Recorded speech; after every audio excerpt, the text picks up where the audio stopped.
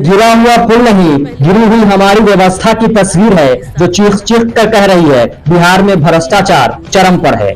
लेकिन सफेद पोश इन भ्रष्टाचारों पर पर्दा डालने की कोशिश कर रहे हैं। सुशासन बाबू ने 2 दिन पहले ही कहा था गुजरात में पुल गिरा था, कोई चर्चा नहीं हुई। बिहार में शराब से मौत हुई तो मीडिया बेवजह इसे बार बार दिखा रहा है। तो शायद साहब इस बात का बेगूसराय के पुल पर जोरदार असर हुआ और वो गिर गया। जाहिर सी बात है दूसरे प्रदेशों में भी तो पुल गिरता है, दूसरे प्रदेशों में भी तो अपराध होता है, दूसरे प्रदेशों में भी तो जहरीली शराब से मौत होती है, तो बिहार में क्यों नहीं होगी?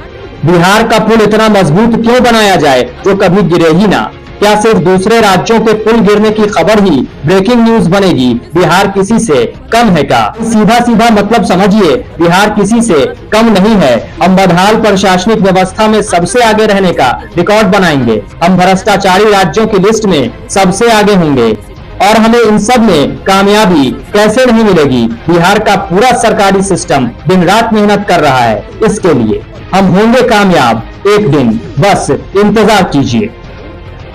वैसे बेगूसराय के साहेबपुर कमाल में बूढ़ी गंडक नदी पर बना पुल बीच से टूट गया। रविवार सुबह पुल टूटकर पानी में समा गया। 9 सालों से इस पुल का काम चल रहा था। इस पुल का अभी उद्घाटन भी नहीं हुआ था। 13 करोड़ की लागत से इसे बनाया गया था। मतलब जनता के खून पसीने की कमाई आज पानी में मिल गई और एक नया रिकॉर्ड बिहार के नाम आज दर्ज हुआ। तारीख याद रखिएगा, 18 दिसंबर 2022। 2 दिन पहले गुरुवार को इसके पिलर नंबर 2 से 3 के बीच दरार देखी गई थी। इसके बाद से इसके इस्तेमाल पर रोक लगा दी गई थी और रविवार को यह टूटकर नदी में समा गया।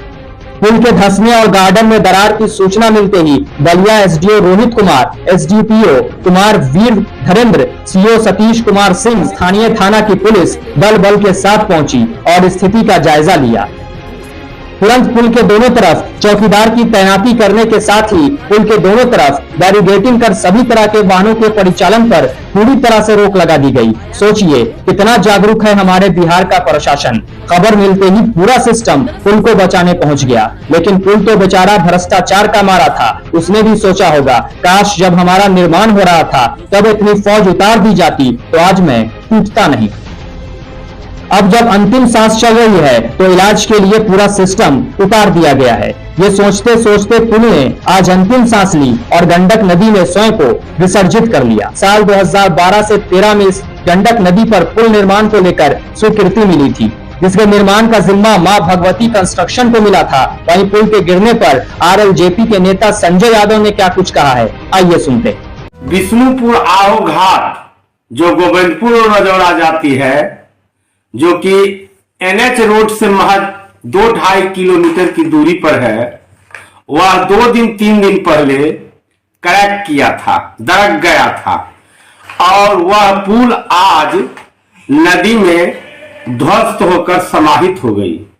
बड़ी विडंबना और दुख के साथ यह कहना पड़ रहा है कि यह पुल की लागत राशि लगभग 14 करोड़ था और इस पुल का उद्घाटन भी नहीं किया गया।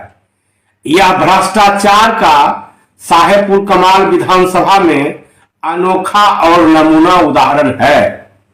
और इस पुल को बनाने वाले ठेकेदार को, कॉन्ट्रैक्टर को किस कमिटी के द्वारा दिया गया था, मैंने 3 दिन पहले भी बोला था कि उस ठेकेदार को अविलंब गिरफ्तार किया जाए। पुल की जांच के लिए शनिवार को इंजीनियर की विशेष टीम बुलाई गई थी। बावजूद इसके पुल को बचाया नहीं जा सका। आपको जानकर हैरानी होगी कि महज 5 साल पहले इस पुल को बनाकर तैयार किया गया था। मां भगवती कंस्ट्रक्शन बेगूसराय ने लगभग 13.5 लाख की लागत से 23 फरवरी 2016 से निर्माण शुरू किया था और महज 1 साल बाद 22 अगस्त 2017 को यह पुल बनकर तैयार हो गया और आज 5 साल बाद यह पुल टूटकर 2 हिस्सों में बंट चुका है।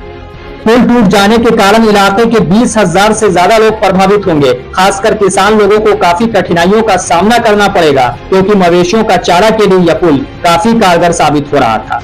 वहीं इसका खामियाजा अब यहाँ के छात्र छात्राओं समेत बीमार लोगों को भी भुगतना पड़ेगा।